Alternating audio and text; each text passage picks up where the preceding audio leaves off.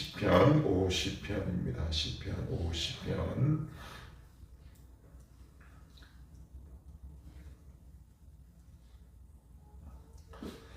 자, 우리 1절로부터 23절까지 같이 읽도록 하겠습니다. 전능하신 이 여호와 하나님께서 말씀하사 해 돋는 데서부터 지는 데까지 세상을 부르셨도다. 온전히 아름다운 시온에서 하나님이 빛을 비추셨도다. 우리 하나님이 오사 잠잠하지 아니하시니 그 앞에는 삼키는 불이 있고 그 서방에는 광풍이 불리로다. 하나님이 자기의 백성을 판결하시려고 이 하늘과 아래 땅에 선포하여 이르시되 나의 성도들을 내 앞에 모으라. 그들은 제사로 나와 언약한 이들이니라 하시도다. 하늘이 그의 공의를 선포하리니 하나님 그는 심판장이시미로다. 내 백성아 들을지어다. 내가 말하리라. 이스라엘아 내가 내게 증언하리라. 나는 하나님 곧 내 하나님이로다. 나는 내 재물 때문에 너를 책망하지는 아니하리니 내 번제가 항상 내 앞에 있음이로다. 내가 내 집에서 수소나 내 우리에서 순념소를 가져가지 아니하리니 이는 삼림의 짐승들과 무산의 가축이 다 내 것이며 산의 모든 새들도 내가 아는 것이며 들의 짐승도 내 것이미로다. 내가 가령 줄여도 내게 이르지 아니할 것은 세계와 거기에 충만한 것이 내 것이미로다. 내가 숫소의 고기를 먹으며 염소의 피를 마시겠느냐. 감사로 하나님께 제사를 드리며 지전하신 이에게 내 소원을 갚으며 환난 날에 나를 부르라. 내가 너를 건지리니 내가 너를 용화롭게 하리로다. 악인에게는 하나님이 이르시되 내가 어찌하여 내 율례를 전하며 내 언약을 내 입에 두느냐. 내가 교훈을 미워하고 내 말을 내 뒤로 던지며 도둑을 본즉 그와 연합하고 간음하는 자들과 동료가 되며 내 입을 악에게 내어주고 내 혀로 거짓을 꾸미며 앉아서 내 형제를 공박하며 내 어머니의 아들을 비방하던도다. 내가 이 일을 행하여도 내가 잠잠하였더니 내가 나를 너와 같은 줄로 생각하였도다. 그러나 내가 너를 책망하여 내 죄를 내 눈앞에 낱낱이 드러내리라 하시는도다. 하나님을 잊어버린 너희여 이제 이를 생각하라. 그렇지 아니하면 내가 너희를 찢으리니 건질 자 없으리라. 감사로 제사를 드리는 자가 나를 영화롭게 하나니 그의 행위를 옳게 하는 자에게 내가 하나님의 구원을 보이리라. 아멘. 예, 오늘 50편은 아삽의 시라고 되어 있습니다. 아삽이 누굴까요? 아삽. 역대기에 나오죠. 다윗이 임명한 찬양대 대장입니다. 아삽, 헤만, 여두둔. 자, 그런데 49장 표지에 보시면 고라, 자손 이렇게 되어 있고 이건 아삽이라고 되어 있어요. 이게 무슨 얘기냐? 아삽의 자손이 아니라 다윗이 임명한 아삽 본인이 지었다. 근데 그거랑 이게 뭔 본문이랑 무슨 상관이에요? 아주 중요합니다. 우리가 보통 이제 구약 시대에 그 하이라이트라고 그럴까요? 정점. 여러분이 생각하는 이스라엘 백성의 중흥기는 언제라고 생각합니까? 출애굽 때? 물론 그것도 그렇죠. 그러나 다수의 사람들은 이스라엘 공동체, 구약 시대에 있어서 이스라엘 공동체 이 중흥시기라고 하면 다윗 시대라고 봐도 무방합니다. 영토도 영토요. 그리고 그 나라를 다스렸던 다윗의 신앙은 또 어떻겠습니까? 그 신앙이 좋은 다윗이 임명한 아삽, 그 아삽 찬양대 대장이 이 시를 적는데 오늘 우리가 읽어봤지만 내용이 조금 범상치 않습니다. 무슨 이야기일까요? 예배에 관한 이야기입니다. 예배의 책망에 관한 이야기입니다. 그럼 여기서 질문을 한번 더 던져봐야 돼요. 다윗 시대 그 신앙이 좋은 아삽 그 공동체가 드리는 예배 가운데도 하나님이 막듣지 않았던 뭔가가 있었구나. 예, 여러분 예배를 얼마나 자주 드렸겠습니까? 그런데 우리는 인간인지라 기계와 기계 사이에도 오랜 시간이 지나면 유격이라는 게 발생해요. 틈이 발생한다고요. 간격이. 지금 아삽이 그걸 예리하게 통찰하고 있는 거예요. 습관적으로 드리고 늘 드리고, 그래서 이들 가운데 예배가 뭐가 됐냐면 더가 아니라 원어부가 되어버린 거예요. 그래 뭐 매 주일 52번 드리는 거, 52번 가운데 드리는 하나. 그런데 하나님은 예배를 어떻게 받길 원하시냐면 매주 예배를 52주 가운데 하나가 아니라 늘 첫 번째 것처럼 받기를 원하세요. 그런데 이제 그게 쉽지 않습니다. 쉽지 않아요. 왜요? 이스라엘 공동체도 이러한 책망을 들었다면 우리도 이러한 책망을 들을 수 있다. 그러면 왜 하나님께서 더군다나 다윗의 시대, 그 다윗에 의해 임명된 그 아삽이 지은 시를 통해 하나님은 그 당시 이스라엘 공동체의 어떤 면을 꾸짖고 계시는가를 잘 살펴봐야 동일한 시대를 지금 우리가 살고 있는 이 시대에 내가 드리는 예배와 우리가 드리는 예배를 비교하고 점검할 수 있다. 이렇게 보시면 됩니다. 자, 우리 한번 쭉 봅시다. 자, 우리 1절에 보시면 전능하신 여호와 하나님께서 말씀하사 해돋는 데서부터 지는 데까지 세상을 부르셨도다. 그래요. 그 이제 하나님의 성품의 맛에 나오는데 성품과 그의 역사에 대해서 나타나는데 여기 보면 해돋는데 해 지는 데까지 세상을 부르셨도다. 그래요. 하나님이 해돋는 데서 부르시는 것처럼 비유해요. 이건 뭐냐면 이제 법정에서 우리가 보통 자 지금 재판장 나오십니다. 그러면 어떻게 해요? 전원 기립하십시오 일어나잖아요. 그러니까 지금 그런 식으로 지금 표현하고 있는 거예요. 자 이제 하나님 이제 들어와. 너는 지금 법정에 앉아 있는 거야. 하나님께서 광채로 우리에게 쭉 다가오셔. 그러니까 지금 뭔가 판결을 하시려고 오는 거다라고 지금 이해하시면 돼요. 이 본문을. 자 그러면서 뭐라고 얘기했냐. 2절 온전히 아름다운 시온에서 하나님이 빛을 비추셨도다. 4절 우리 같이 읽어봅니다. 하나님이 자기의 백성을 판결하시려고 위하늘과 아래 땅에 선포하여 이르시되 판결 재판장의 모습으로 지금 이스라엘 백성 앞에 나타나신다. 그러면서 5절에 이렇게 말씀하십니다. 이르시되 나의 성도들을 내 앞에 모으라. 그들은 제사로 나와 언약한 이들이니라 하시도다. 제사로 언약한 이들이다 라고 표현합니다. 출애굽 이후에 하나님은 이스라엘 공동체와 제사를 통해 언약을 갱신하셨어요. 제사를 통해서 하나님을 만나셨어요. 물론 구약의 제사와 신약의 예배는 약간의 차이가 있기는 하지만 중요한 공통점은 있는데 뭐냐면 하나님을 영화롭게 하는 가장 중요한 은혜의 방편이라는 사실입니다. 그게 지금 구약도 그렇고 지금 우리 시대에도 그렇고 뭔가 지금 삐걱거리고 있는 거예요. 그거를 쭉 지켜보시던 주님께서 재판장이 재판정 안으로 들어오는 것처럼 우리에게 하실 말씀이 있듯 지금 이 말씀을 하고 계시는 거예요. 자 그러면 아삽을 통해서 그 당시 이스라엘 공동체가 드렸던 예배에 어떤 유격이 생겼을까요? 어떤 간극이 생겼냐 말이에요. 자 우리 한번 차근차근 구체적으로 봅시다. 자 뒤로 조금 넘어갈게요. 8절입니다. 나는 내 재물 때문에 너를 책망하지는 아니하리니 내 번제가 항상 내 앞에 있음이로다.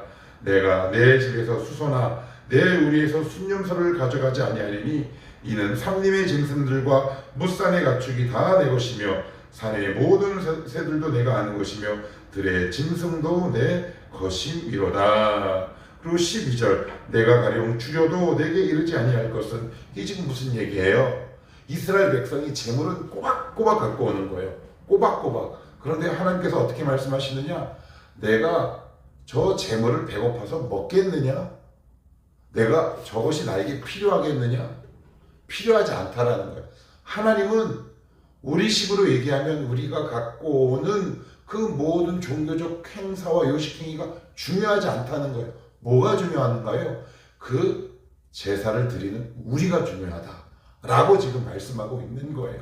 그런데 이스라엘 공동체는 어떻게 했어요? 아 그래 숫소, 암소 하나님 앞에 드리는 어떤 종교적인 행위에 방점을 찍고 있는 거예요.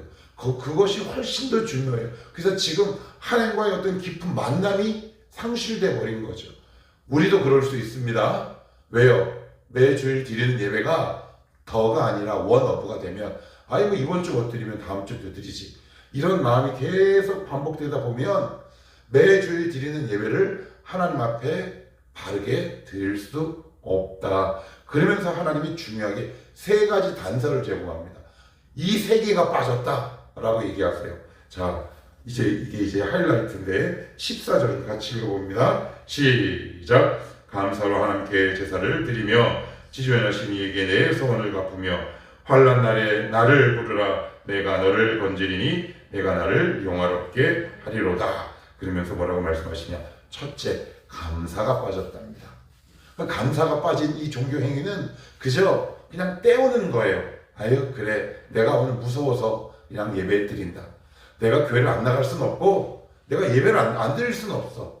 그런데 뭐 기쁘지는 않아. 그렇다고 뭐 그냥 그래, 우리식으로 얘기하면 그렇게 되는 거죠. 여러분, 감사의 반대말이 뭘까요? 감사의 반대말, 불신, 낙심, 원망, 이런 단어로도 치환이 가능하겠죠. 그러면 이런 불신, 낙심, 원망의 뿌리는 뭘까요? 불신앙입니다. 불신앙. 이게 감사가 없다는 것은 단순히 감사가 어떤 요리 재료로서 사용되는 것이 아니라 신앙의 가장 깊은 곳의 뿌리와 같은 거예요. 그러니까 감사를 상실해버리면 신앙을 상실한 것과 똑같습니다.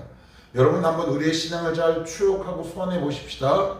내가 하나님과의 관계가 점점 멀어지고, 그리고 어느 날 하나님께서 나에게 은혜 주시고 우리가 소위 말하는 회복이라는 역사가 일어났을 때 우리 영혼에 가장 먼저 1순위로 달려오는 하늘의 은사가 있어요. 그건 뭐냐면 감사라는 은사입니다. 그러니까 하나님은 감사 자체를 우리 신앙의 핵심과 뼈대로 보고 계시는 거예요. 그런데 감사가 없죠. 왜요? 늘 반복되니까. 늘 먹던 밥이니까. 늘 먹던 밥에는 감사가 있지 않지요. 어쩌다 누가 한 번 사주는 외식은 우리가 크게 감사하지만 안에서 매일 삼시세끼 밥을 하는 그 부모님에게는 감사의 이야기를 하지 않는 것이 보통의 인간의 모습입니다. 지금 하나님은 가장 중요한 핵심을 콕 찌르고 계신 겁니다. 너 지금 네가 하는 모든 종교적 행위에 정말 나를 향한 감사가 있니? 여러분, 감사가 있다는 것은 무슨 말일까요? 기쁨이 있는 거죠. 감사가 있다는 말은 또 다른 말로 어떤 거냐면 역동성이 있는 거예요. 역동성이. 하나님과의 관계가, 하나님과의 교제와 교류가 활발한 거예요. 그런데 감사가 없고 이것이 상실되어 버리면 하나님 앞에 기도하고 하나님 앞에 예물 드리고 하나님 앞에 예배해도 이게 역동적인 관계가 유지되지 않는 거예요. 만약 지금 우리 가운데 역동성이 상실되었다면 그것은 다른 말로 감사를 잃어버렸다는 것이요, 하나님과의 교제의 깊이가 점점점 얕아지는 것과 같다. 감사의 반대말은 불평, 불만, 그 깊은 기저에는 불신앙이 있다. 앞에서도 말씀드렸듯이 은혜를 받으면 가장 먼저 우리에게 달려오고 회복되는 것이 감사의 능력이라고 그랬습니다. 내가 과연 감사로 예배하고 있는가? 감사로 섬기고 있는가? 다시 한번 점검하면 좋을 것 같고요. 두 번째는 이겁니다. 14절에 뭐라고 얘기하면 서원을 갚는다. 서원. 근데 여기서 말하는 서원은 구약시대적 의미로 내가 무슨 하나님과 약속했어. 그래서 우리는 이 하나님, 요 기도를 들어주시면 우리 아들, 딸을 신학교에 보내겠습니다 라는 우리는 보통 일반적인 서원으로 얘기하고 있는데, 그런 개념으로 말씀한 게 아니라 여기서는 순종의 의미로 말씀을 하는 거예요. 이게 무슨 얘기냐? 하나님 말씀과 전혀 상관없이 제사를 드리는 거죠. 그러니까 쉽게 얘기하면 예배당에서의 삶과 밖에서의 삶이 전혀 다른 거예요. 그리고 나서 일주일에 한 번 이렇게 오는 거죠. 이렇게 와가지고 멍하니 있다가 예배 드리고 자기가 할 말 막 이렇게 하고, 좀 더 노골적으로 우리 교회에 국한해서 표현을 하면 한 주 동안 하나님을 잊고 막 살다가 아이고 벌써 주일이네, 아유 이것도 또 안 가면 그래도 뭐 가도 나쁘지 않지, 와가지고 이렇게 말씀을 이렇게 듣고 좋네, 그래 팀몸에서 나눕니다. 근데 밖에 나가면 역시 그 말씀 들은 것과 전혀 연결되지 않는 삶을 계속 반복되어 온 것을 두고 하나님이 지금 우리를 향해 책망하시는 거예요. 너 이 말씀에 순종해야 되지 않겠냐?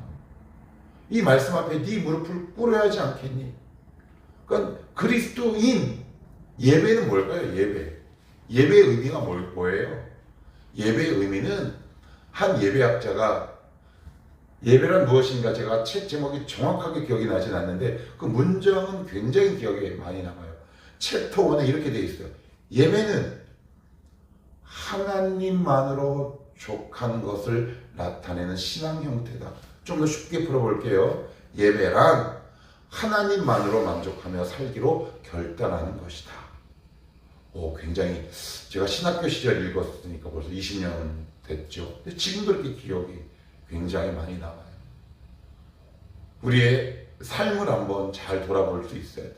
내 소원을 담는 거지요. 하나님이 말씀하신 것에 대한 반응하는 삶을 우리에게 주신 삶의 현장에서 몸부림치며 살아내는 삶이라고 해석해도 좋을 것 같아요. 그런데 나는 과연 어떤 예배의 삶을 살고 있는가? 한번 잘 점검하면 좋을 것 같아요. 자, 그리고 나서는 세 번째는 이렇게 말씀합니다. 15절 환난 날에 나를 부르라. 내가 너를 건지리니 내가 나를 영화롭게 하리라. 그래요. 환난 날에 나를 부르라. 그래요. 이게 갑자기 환난 날에 나를 부르냐? 이게 무슨 얘기냐? 감사하는 사람, 하나님 말씀에 순종하기로 기꺼이 결단하며 결심한 사람이 환난 날에 하나님을 찾게 되겠죠. 그런데 이런 자들이 하나님이 굉장히 기뻐하신다는 뜻이에요. 그래서 히브리 성경 원어를 그대로 옮겨보면 이런 뜻이에요. 원인과 결과를 나타내는 본문이에요. 이게 무슨 얘기예요? 이런 거예요. 네가 왜 기도해도 잘 안 듣는 줄 아냐? 네 삶과 네 기도가 전혀 다른데 네가 건강한 거룩한 예배자의 삶을 살아내지 않는데 내가 어떻게 네 기도에 응답할 수 있겠느냐 라는 의미가 담겨져 있는 거예요. 오늘 이 본문에. 그러면서 23절 14절과 23절이 이 시편 50편의 주제거든요. 마지막으로 23절을 읽습니다. 시작. 감사로 제사를 드리는 자가 나를 영화롭게 하나니 그의 행위를 옳게 하는 자에게 내가 하나님의 구원을 보이리라. 감사로 제사를 드리는 자는 하나님의 구원을 보인대요. 이게 무슨 말일까요? 감사와 구원은 늘 연결되는 거고 연동되는 거예요. 우리의 기도가 감사가 빠졌다. 다시 점검하셔야 돼요. 기도 가운데 가장 위대한 기도는 감사의 기도죠. 그 감사의 기도는 하나님의 구원과 역사를 가져와요. 그래서 이것은 단순히 예배의 삶뿐만 아니라 우리의 기도의 삶도 점검이 가능한 거예요. 하나님 감사합니다. 오늘도 하나님 앞에 무릎 꿇게 하시니 감사합니다. 오늘도 기도로 하루를 열게 하시니 감사합니다. 우리의 입술 가운데 감사가 과연 붙어 있는지, 이 감사가 떠나지 않게 하셔야 합니다. 이 감사는 하나님의 역사와 은혜를 불러오는 가장 강력한 자성과도 같다. 그것이 하나님의 은혜를 우리에게 끌어들인다. 오늘도 이 말씀을 읊조리며 오늘 하루도 승리하기를 원합니다. 하나님, 우리의 삶에 감사가 끊어지지 않게 하옵소서. 명맥만 유지해왔던 우리의 경건의 삶을 이제는 중단하게 하시고, 명맥만 이어지던 우리의 예배의 삶을 이제는 중단하게 하셔서 우리의 예배와 우리의 기도와 우리의 신앙의 삶에 하나님을 높이고 하나님께 감사하는 감사의 열매들이 많아지게 하셔서 하나님 응답 없다고 투덜댈 것이 아니라 오히려 감사를 통해 하나님의 응답과 역사를 불러들이는 이 시대에 능력 있는 그리스도로 살아가게 하옵소서. 이렇게 하나님 앞에 기도하며 살아가는 복된 하루요 우리의 삶이 되시기를 축복합니다. 기도하겠습니다.